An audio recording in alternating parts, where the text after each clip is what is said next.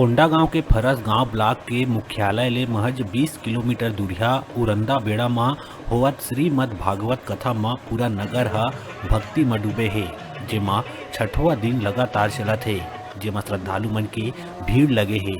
कृष्ण जन्म अवतार होए के बाद दही लूट होइस, जेमा श्री कृष्ण जी के झांकी निकाले गईस, जेमा राउत नाचा घलोक दिखाई दीस, जेमा श्रद्धालु मन झूम उठीन। श्रीमद भागवत कथा ला बड़ मन लगा के सुनीन। कथावाचक महाराज प्रवीण दुबे जी के मुखर बिंद ज्ञान के गंगा रसपान करीन। जैन परिवार द्वारा ये भागवत कथा के आयोजन करे गई, जेमा बड़का संख्या में महिला, पुरुष और युवा युवती मन मौजूद रहीन।